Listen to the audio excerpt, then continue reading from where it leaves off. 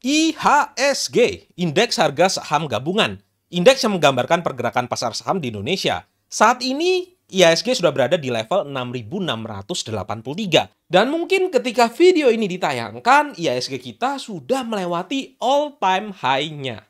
Padahal, 1,5 tahun yang lalu, IHSG kita masih berada di level 4 ribuan.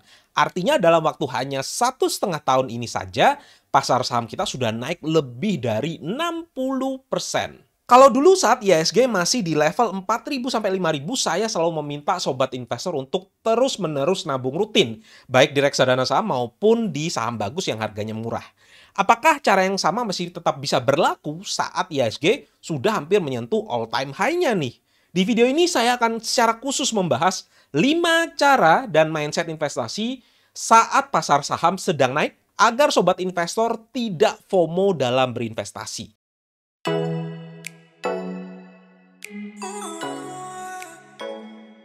Sobat investor, selamat datang di channel Dodi Bicara Investasi dan di podcast 4%. Pada tanggal 27 Oktober yang lalu, channel Dodi Bicara Investasi sudah genap berusia 2 tahun. Tidak terasa ya, channel ini sudah berkembang dan saat ini sudah punya lebih dari 100.000 subscriber. Dan di sebelah saya sudah ada sebuah silver play button. Terima kasih atas dukungan dari sobat investor sekalian dan semoga channel ini tetap bisa memberikan edukasi yang gratis yang bermutu secara konsisten. Nah, sudah tidak terasa 1 tahun podcast 4% ini ada di channel Dodi Bicara Investasi. Dan sudah ada 41 episode termasuk hari ini. Di setiap episode saya membahas perkembangan dana pensiun saya di Bibit. Dan seperti yang sobat investor ketahui, dari dulu sampai sekarang, saya adalah penganut investasi tipe nabung rutin atau dollar cost averaging. Sejak episode pertama hingga saat ini, saya tidak pernah luput untuk menabung rutin setiap bulan. Apapun isu yang ada, apapun berita yang ada, apapun ketidakpastian yang sedang terjadi, saya yakin pasar saham akan recover. Sejarah mengatakan apapun krisisnya, mau di tahun 1997, tahun 2001, di tahun 2008, pasar saham selalu recover. Kalau tahun 2020, isu beritanya adalah COVID-19, PSBB, pelemahan rupiah, harga oil jatuh, pilpres US, dan bahkan Indonesia resmi mengalami resesi. Kalau tahun 2021 ini, isu beritanya adalah IHSG yang recover terlalu cepat. Ada COVID second wave, PPKM yang berkelanjutan, COVID third wave, dan juga ada isu yang terbaru yaitu tapering dari The Fed. Tapi saya tetap nabung rutin dan memang hasilnya terbukti ampuh. Nah, apabila sobat investor melihat playlist seluruh seri podcast DBI mulai dari episode 1, di cover video saya di bagian kiri bawah selalu ada tulisan IDR, kemudian 3 angka dan MIO. Itu mencerminkan berapa total portfolio saya pada saat video tersebut dibuat. Pada episode 1, total portfolio saya adalah 530 juta rupiah, di mana modal investasinya pada saat itu adalah 498 juta rupiah. Nah, sekarang di episode yang ke-41, 40 episode selanjutnya, berapakah total portfolio dana pensiun saya? Yuk kita lihat di portfolio saya di Bibit. Dan apabila sobat investor lihat di sini, nilai portfolio saya adalah 846 juta, keuntungannya adalah 148 juta atau setara dengan imbal hasil plus 21%. Artinya, kita kalau seandainya kurangkan 846 jutanya dengan 148, itu akan ketemu modal investasi yaitu 698 juta. Nah, tadi 698 juta dikurangi dengan 498 juta, itu adalah 200 juta. Selama saya berinvestasi sepanjang 1 tahun, ada peningkatan modal investasi. Artinya, saya tetap konsisten untuk melakukan yang namanya nabung rutin. Nah, dalam waktu 12 bulan, rata-ratanya kalau kita bagikan saja 200 bagi 12 itu adalah sekitar 17 juta per bulan. Nah, saya berusaha sebisa mungkin untuk mengalokasikan investasi di reksadana sebesar 17 juta rupiah dari pendapatan yang saya terima selama 1 bulan ya. Kita akan coba lihat perkembangan portfolio dana pensiun saya agar sobat investor bisa lebih jelas ya. Pertama kali podcast 4% itu dibuat adalah di sekitar Oktober 2020 ya, di mana pada saat itu seperti yang saya ceritakan tadi, portfolio saya di sekitar 530 juta sampai sekarang. Tapi pada awalnya saya mulai berinvestasi di Bibit itu di 11 November 2019 dengan modal hanya 200.000 loh. Dan pelan-pelan saya berinvestasi, saya tambah portfolio investasi saya Dan pada akhirnya terjadi pandemi di mana investasi saya mengalami penurunan, tapi saya tetap melakukan yang namanya nabung rutin, bahkan saya pindahkan beberapa aset investasi saya dari instrumen investasi lain, dari peer-to-peer lending pada saat itu, dan saya masukkan ke reksadana.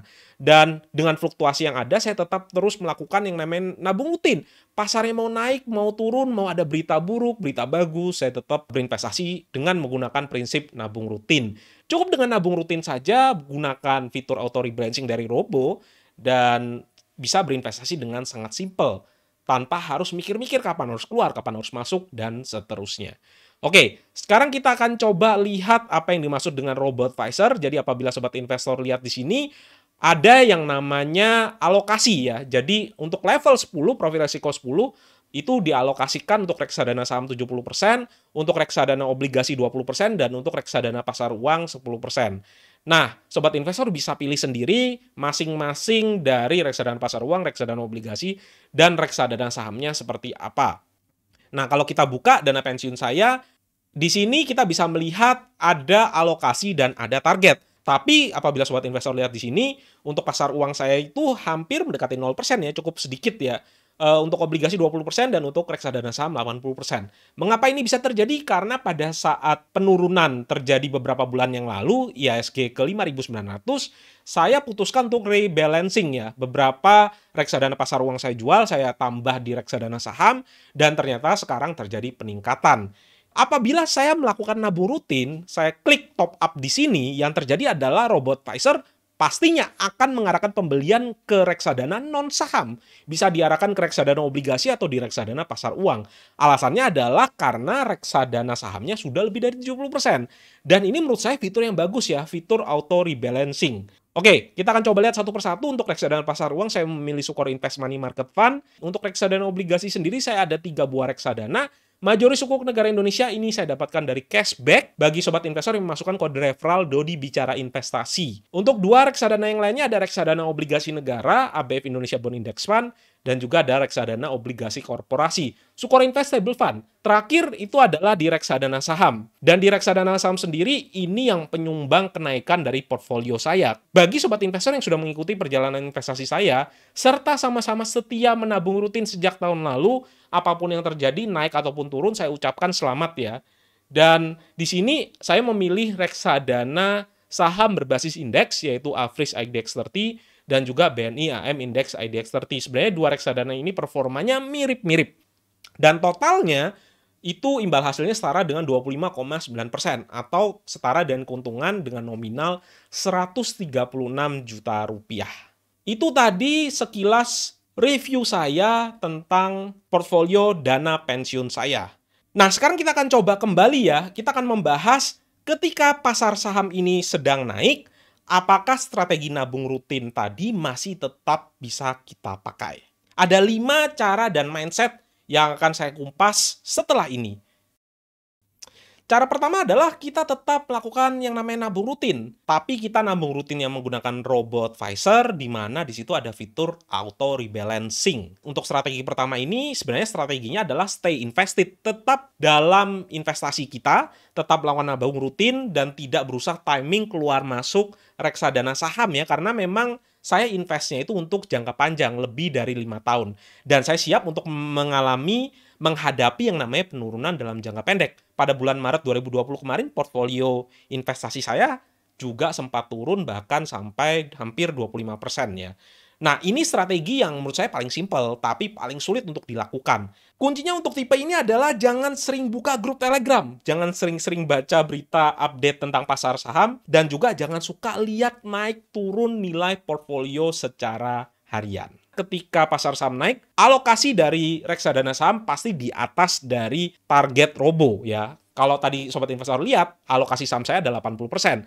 Sehingga mau tidak mau, Robo tidak akan menginvestasikan uang nabung rutin kita ke reksadana saham, tetapi dimasukkan ke reksadana non-saham. Itu menurut saya sudah cara yang paling simpel dan efektif. Dengan catatan bisa mengontrol emosi dan psikologis. Cara yang kedua, cara yang paling susah untuk dilakukan itu adalah timing the market. Jadi timing the market ini adalah dengan cara menjual habis reksadana saham saat IHSG dirasa terlalu tinggi dan baru beli lagi ketika dirasa pasar saham sudah di bawah. Ini menurut saya strategi yang amat sangat susah sekali dilakukan, tapi banyak sekali orang-orang yang mencoba untuk melakukannya. Karena mungkin masa excited dan merasa bisa memintari pasar saham. Saya sangat tidak merekomendasikan strategi ini. Bisa saja ada orang yang sukses untuk menggunakan strategi ini, tetapi saya rasa kesuksesannya tidak akan sustainable. Cara yang ketiga, daripada kita menggunakan strategi timing the market, kita bisa memodifikasi strateginya ya. Kita tidak perlu untuk menjual habis semua dari reksadana saham kita dan mencoba untuk masuk kembali karena resikonya amat sangat besar sekali ya. Bisa saja ketika kita jual pasar sahamnya akan naik sebegitu kencangnya sehingga kita tidak ada kesempatan untuk berinvestasi kembali di reksadana saham. Di cara yang ini, kita bisa lakukan rebalancing secara manual setiap mungkin 3 bulan sekali, 6 bulan sekali, atau 1 tahun sekali. Nah, bagaimana caranya? Saya akan kembali tunjukkan kepada sobat investor alokasi dari dana pensiun saya.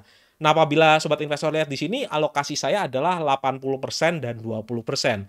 80%-nya saya akan jual sebanyak 10%. Jadi kalau di sini 663, 60 jutanya dijual, dan nanti akan saya masukkan secara manual ke reksadana pasar uang.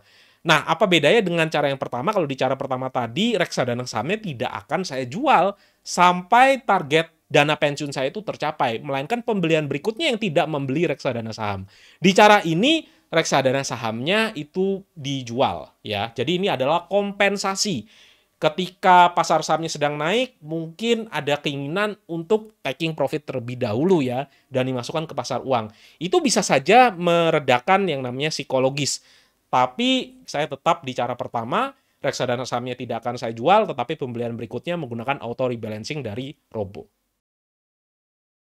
Untuk cara yang keempat adalah bagi yang memang mau hanya untuk investasi dalam jangka waktu 1 sampai 3 tahun, sebaiknya jangan investasi di reksadana saham pada saat ini. Pasar saham sudah sangat naik dan ketika investasi di saat yang naik ini dalam waktu 1 sampai 3 tahun, belum tentu investasinya lebih tinggi daripada reksadana obligasi. Bahkan bisa saja terjadi yang namanya penurunan di akhir tahun pertama, kedua, ataupun ketiga. Bayangkan ketika sobat investor perlu dananya untuk dana pendidikan anak ya, untuk membayar uang pangkal. Apakah mungkin sobat investor bilang kepada kepala sekolahnya, uang pangkalnya ditunda dulu ya, karena reksadana saham saya belum naik? Tentu saya tidak bisa ya. Jadi untuk yang dalam jangka pendek ataupun menengah, jangan sama sekali masuk di reksadana saham. Nah, untuk yang kelima ini bukan cara, tapi lebih ke arah mindset. Hati-hati dengan FOMO, fear of missing out. Kesalahan dari orang-orang atau investor reksadana adalah baru mau berinvestasi ketika CAGR-nya itu sudah positif. Marketing dari reksadana baru bisa memasarkan dengan gencar-gencarnya ketika reksadananya sedang naik-naiknya dalam beberapa tahun terakhir. Bayangkan ketika tahun 2020, pada kemana marketing reksadana saham? Pada kemana orang-orang yang memberikan postingan keuntungan? Tidak ada sama sekali. Karena kondisinya pada saat itu sedang merah, sedang rugi. Jadi orang-orang sangat amat takut untuk bisa masuk. Dan sobat investor jangan punya mindset ketika CAGR-nya positif, baru mau masuk ataupun mau berinvestasi. Karena takut ketinggalan, takut tidak bisa mendapatkan kereta lagi. Untuk reksadana saham sendiri beda dengan reksadana pasar uang. Ketika kita lihat reksadana pasar uang itu plus 5% CAGR-nya, kita akan punya ekspektasi untuk kedepannya juga plus 5%. Beda dengan reksadana saham, ya, di mana apa yang terjadi di 1 tahun ke belakang belum tentu terulang di 1 tahun yang akan datang. Dan apabila sobat investor ketahui, pasar saham itu tidak akan naik terus-terusan dalam jangka pendek. Suatu saat ada kemungkinan pasar saham itu akan bisa turun dalam jangka pendek. Tetapi kalau kita tarik jangka panjang 5 tahun atau 10 tahun, tren itu akan bisa mengikuti ya untuk ke depannya. Kalau kita lihat di IHSG sendiri dalam 20 tahun terakhir ada kenaikan sebesar lebih dari 10%. Dan kita punya ekspektasi sama. Untuk reksadana saham 10-20 tahun itu akan mengalami kenaikan sesuai dengan kenaikan IHSG. Apalagi kalau kita belinya reksadana indeks yaitu sekitar 10-15% per tahun. Tapi dalam 1-3 tahun ke depannya belum tentu itu terjadi. Oleh karena itulah jangan sampai takut ketinggalan kereta atau FOMO. Dan yang pasti jangan sampai pakai dana darurat ataupun dana yang tidak seharusnya digunakan untuk top up investasi. Nah, bagaimana caranya agar investor yang memilih saham individual itu tidak FOMO juga dalam berinvestasi? Yang pertama adalah sobat investor jangan mengejar saham yang sudah naik ya. Karena kalau saya pribadi hanya membeli saham pada saat harganya itu sedang murah ya, di bawah nilai wajarnya.